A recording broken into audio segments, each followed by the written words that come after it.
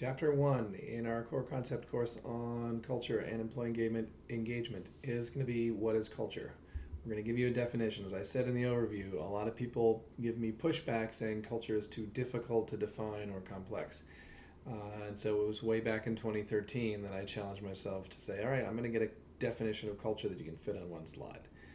And that's what we came up with, and that's what's in the book. So this is our definition of culture. It is the collection of words, actions, thoughts, and sorry for the technical term here, stuff that clarifies and reinforces what is truly valued in an organization.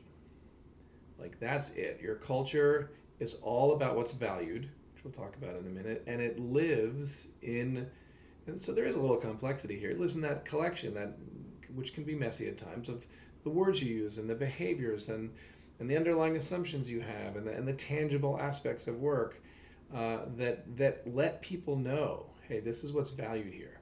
This is what's valued drives behaviors, and that's why culture is so important. So let me break it down just a little bit to give you some more detail. We'll start with words. Human beings make sense of the world through story, so the words that we use to describe our culture are super important. And so you really need to think about if I were being interviewed for a job there and I asked you like, hey, what's the culture like here? Like, how do you describe that? What words do you use? And if you keep it too high level, like, oh, we have a great culture, I get that all the time. It's a strong culture, people love our culture. It's great, we love it, or worse, you're like, hey, we're like a family here. And I get where you're going with family. Maybe we take care of each other, it's friendly, etc., etc. But you got to understand, as I joke all the time, the number one word associated in the English language with the word family is dysfunctional, right? Like, I know you have an image of what you mean when you say we're a family here, but I may have a completely different image of that. So we can't use shorthand. We have to get very specific. You should be saying things like, oh, wow, Jamie, we're sort of rabid about collaboration in this culture. Like everybody's on cross-functional projects. We redesigned our office space so that we can all sit together and overhear each other because that's how the good collaboration happens. If you're the kind of person that likes to put headphones on and just go work by yourself, you're not going to like it in this culture. You need that level of specificity. And it doesn't have to be about collaboration, by the way. You can say we are incredibly siloed here. We stay in our swim lanes and don't bother other people because we're faster that way, and that's why we win. This if you the kind of person that wants to be on cross-functional teams and sit together in an open space, then you're not going to like it here, right? You just have to be clear. Now, as clear as you get around those words, that brings with it some responsibility, because what speaks louder than words? That would be the next word in the slide, which is actions. Once you get crystal clear about your description of the culture, you then have to hold yourself accountable to make sure that the behaviors inside the culture, inside the organization, are consistent with the words you're using. Because the rule is, if the behaviors and the words are inconsistent, it's the behaviors that win. It's the actions that tell me what's really valued here and what the culture is. So if you hire me based on a story that says, hey, we hire smart people and we let them run with things. We don't micromanage. We don't try and control. We're just like, go, you get to do things here. I may like that idea, and I start working there, and a few months in, I'm walking down the hall, and my manager stops me and says, hey, Jamie, that project that we were talking about last week, like, what's the status on that?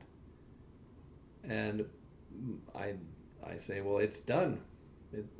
It's gone. That it's live on the website. The members already have it. The customer's using it. Like it's finished. If my manager's response, immediate response, gut level response, like, ooh, did someone get to see that before it went out? I mean, was that approved? If that's the behavior I'm getting, then those lovely words you gave me about this culture of empowerment and hiring smart people and letting them run with things, that's gone, because what I know now, based on the behavior, is this is a culture where things get approved before they go out. And I may not object to that. That may be fine by me, but it's not what you told me. But the behaviors make it clear. So there's a lot of, once you do the work of defining the culture more clearly using better words, you're going to have to make sure that you've got consistency with the actions. Now, sometimes, it's mostly words and behaviors, but sometimes we get into the realm of thoughts. And thoughts just means underlying beliefs or assumptions or mental models that we have about bigger things like the way work happens or the way people are. And sometimes, just like the actions, the behaviors, those underlying mental models and assumptions can get in the way with the words we use to describe our culture or what we want out of our culture. Now, this particularly pre-pandemic was a big issue that I saw in organizations where the assumptions and beliefs were getting in the way, which is there are a lot of managers, and probably still are, who believe that if I can't see you, you're not working. It's one reason why we didn't have a lot of remote employees before. Now, if I challenge a manager on that, they're not actually going to admit that they believe that. That's the challenge with the thoughts piece, is that it's under the surface and sometimes not even conscious. But every now and then, those underlying beliefs are making it impossible for you to live the culture that you say you want. And so you have to bring those to the surface. And then lastly, like words, actions, and thoughts, that's the human side of your culture. That's what people do. They say things, they do things, we think things. There is the non-human or tangible aspect of culture, and we're just calling that stuff. It is the furniture in your office. It is the layout of your office. It is the location of your office, and this all presumes that you have an office. It is dress code. It is the equipment you use. It is anything that, again, that is tangible that also makes it clear what's valued, right? Like one of the case studies in our book, When Millennials Take Over, the CEO there is super proud that in his employee manual for the organization, the section on dress code is only 2 words long. And I ask people to guess when I'm speaking at conferences, and the number one guess is wear clothes, which is close. It literally says this in his manual. It says no nudity. Okay? If you are not naked and you show up to work, you are good to go. And when I was there doing research, he pulled a guy aside. He said, "Jamie, I want you to guess this guy's title here." And he's wearing, they're in Chicago, he's wearing shorts and sandals and a Blackhawks jersey. And I'm like, "Mark, I'm not going to play this game. Just what's his title?" He's like, "This is our director of finance." And he was really excited that that's what a director of finance decided that they wanted to wear that day, right? And they were sort of following the dress code.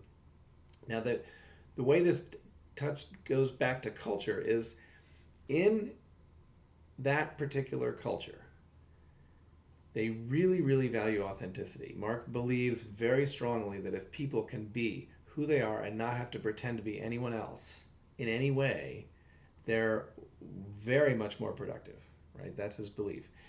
You don't have to have that culture. I'm not advocating that you have to have a culture that has no dress code. Like, I think there are plenty of great organizations that have dress codes, but they probably don't value authenticity as much as Mark does.